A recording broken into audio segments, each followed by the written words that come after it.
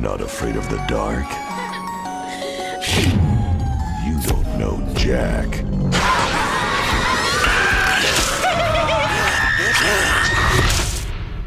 Look out for the new Halloween Horror Nights 10, only at Universal Studios. In the year 2000, Halloween Horror Nights would literally change the face of the event and catapult HHN into a new era. Looking to lure more people into Halloween Horror Nights, the creative team birthed the demented Jack the Clown. Conceived by J. Michael Roddy and predominantly and famously portrayed by James Keaton, Jack would serve as the master of ceremonies for that year's event. The character would serve multiple roles, including appearing in that year's advertisements, shows, scare zones, and houses. Of course, icons and symbols to sell the event were nothing new. This practice dates back to the early days of the event. Whether it was a chainsaw carving a pumpkin, the Universal Classic Monsters, or the Crypt Keeper, the event had done this before. The character would prove wildly successful, and Jack the Clown did his job as guests flooded the event. Over the course of the next 11 years, HHN would turn out multiple morbid icons who would serve the same purpose. In 2005, Howling Horror Nights decided to push the event even further. Utilizing what would have been that year's icon, the Terror Queen, the team created an entire world for the event. Terra Cruentus would be an all-encompassing land, all revolving around the Terror Queen. Houses, shows, and scare zones would all tie into the backstory of the character. During the development process, the Terror Queen was dropped as the face of the event, and the storyteller was born. Instead, when guests entered the gates, the implication was you were transported to the world of Terra Cruentus as told by the storyteller herself. Still, the Terror Queen, Terra Cruentus, and all that came with it were still represented in Halloween Horror Nights 15. HHN 17 saw a similar direction, but much more loosely fitting. Jack the Clown presented over the Carnival of Carnage. The idea was that Jack would be the ringmaster of a bloody traveling carnival. With him, he would round up some of the most recognizable faces in horror: Jason Voorhees, Freddy Krueger, and Leatherface. When the dust settled, plans began for Halloween Horror Nights 18. As we discussed in our Nathaniel Crowe episode, the original plans for HHN 18 would have continued the story of the Carnival of Carnage, specifically when it came to the land the carnival had laid stakes to.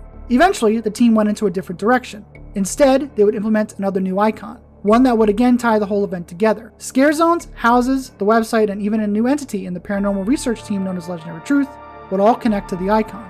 So who was Bloody Mary?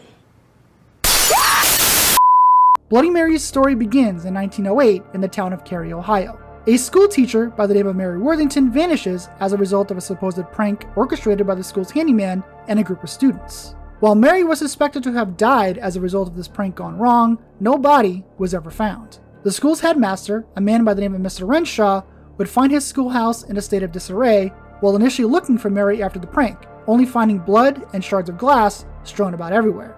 Despite many thinking Mary was actually murdered as a result of the prank, because no body was ever found, she was only classified as missing.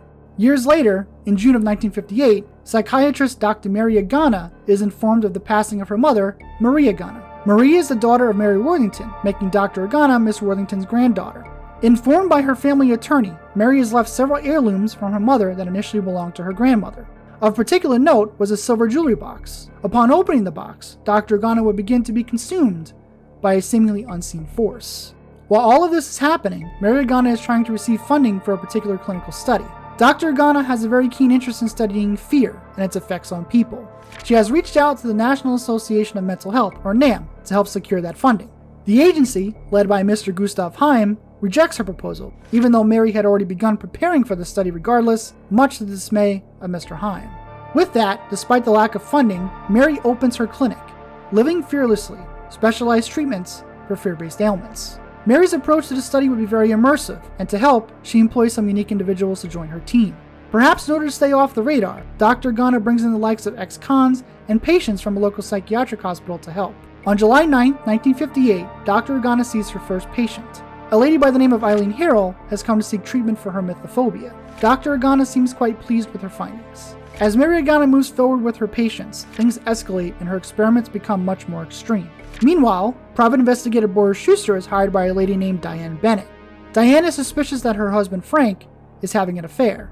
Boris employs the services of freelance photographer Charlie McPherson to follow Frank and photograph his infidelities. While following Frank, Charlie comes across Mary Agana's fear clinic.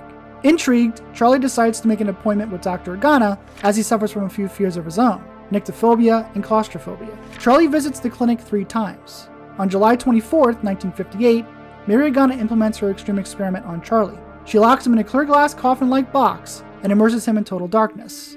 As you can tell, are lying in is completely dark, and the coffin-like box that holds you, while made of glass so I can visually monitor your reactions, will in no way restrict your movement should you choose to leave it.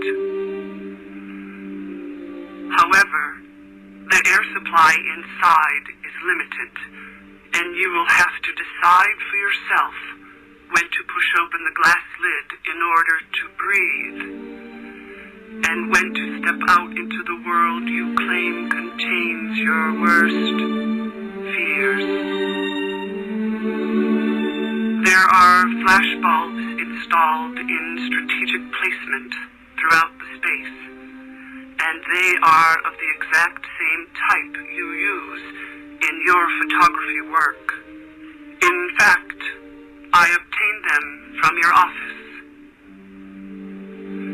These will illuminate the same images that your flash camera does. In a moment, they will begin to fire, and I will note your reactions.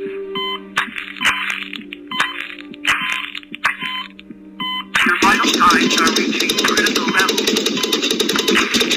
All you need to do is push open the glass lid above you. Life or death. Subject's irrational decision to remain entombed in an airless glass coffin rather than face his fears was an unexpected thrill. I must change, conduct myself accordingly. And another observation, as the subject's heart stopped beating, I thought I heard music. Odd to notice such a thing at such a time. Charlie McPherson is Mary Agana's first victim. From this point forward, Mary begins a deep slide into madness with each of her remaining patients. Her notes become much more erratic and nonsensical. They are less long-form notes and instead focus on sporadic words and weird doodles. Instead of being actual fear therapy, the experiments delve into the horror, death, and torture of her patients. Private Detective Boris Schuster becomes concerned when Charlie goes missing. He begins his own investigative work into the photographer's disappearance. His actions lead him right to Mary Agana's fear clinic. Schuster begins to watch the place closely, as he quickly realizes patients who go in don't come out. Wanting to find answers, Schuster makes his own appointment at Mary Agana's fear clinic. What actually transpired during this encounter is still up for debate. What we do know is that Mary Agana went missing, much like her grandmother. Her office showed obvious signs of a struggle and was in shambles. Mary Agana's body was never found. The downfall of Mary Agana seems to have begun when she opened her grandmother's jewelry box. Her descent into madness perhaps was the spirit of her grandmother slowly possessing her. However, one has to wonder if a sadistic nature just flowed in Agana's DNA. Up until that point, the Bloody Mary icon would be one of Halloween Horror Nights' most intriguing and immersive icons to date. The team gave Bloody Mary an in-depth and all-inclusive backstory, which we will explore more in Part 2. The immersion of the character went far beyond the interconnectivity of the houses. It started on the website leading up to the event, and cemented legendary truth in the process. When guests logged onto the HHN website, they could dive deep into the psyche of Mary Agana's mind. Users could click on a shattered mirror and enter into Mary's own reflections of fear. This would take them through all the content for that year. More importantly, during the build-up to the event, visitors would listen to and read Mary Agana's cases through her journal and recordings. Each patient was connected to one of the year's houses, including Mary herself. When listening to the case files, guests could also see glimpses of things like production art, sometimes in the form of Mary's doodles in her journal, which corresponded to that patient's case and house or scare zone.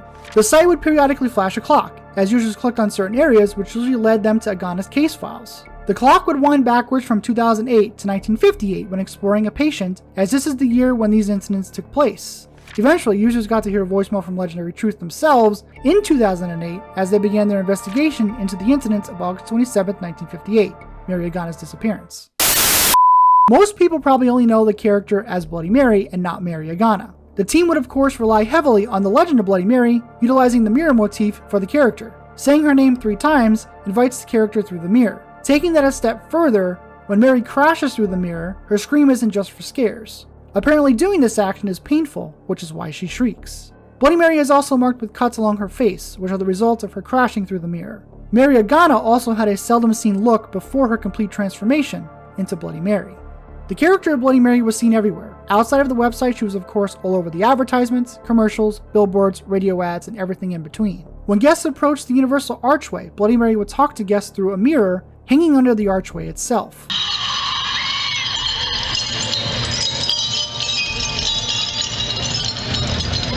I will show you such amazing things. There is a world with no rules, where all the stories that thrilled you and chilled you as a child are waiting to show you their darker side. Since Bloody Mary's appearance at HHN 18, many have wondered why we haven't seen the character since. Truth be told, utilizing Bloody Mary as the icon for HHN 18 is a bit of a weird road. The look of the character isn't actually owned by Universal. Bloody Mary is essentially a hybrid. Universal licensed the look and name, while Mary Agana and her backstory are original Universal ideas. Enter Bobby Wiener. She is an entrepreneur who owns the likeness of what we saw as Bloody Mary at the event, as well as the name. Wiener has made a tiny empire selling everything from Bloody Mary cosmetics, to comic books, to buckets of blood, under the name Bloody Mary. It is one of the reasons why we have not seen the character in person back at the event since 2008. In fact, Bloody Mary has appeared at other events, such as Six Flags Fright Fest, as Wiener licensed out the character to them after 2008. Today, the rights issues are all over the place, but Bobby Wiener still owns and sells Bloody Mary products and comic books. Still, the Mary Agana aspect of the character is actually owned by Universal.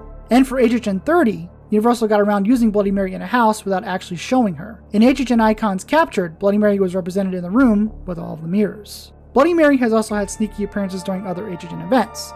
References to the character have shown up in houses post-2008, such as Leave It to Cleaver, Havoc Derailed, and even Ash vs. Evil Dead. In 2015, during the exclusive Legendary Truth investigation, it was also heavily implied that Bloody Mary had a hand in helping the Icons trapped in Fear's Lantern.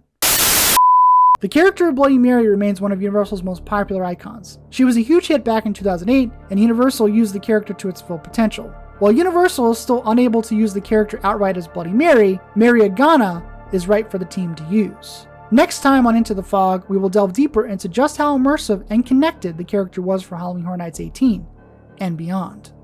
For now, I hope you enjoyed this journey into the fog. I'm HHN Legacy, and thanks for watching.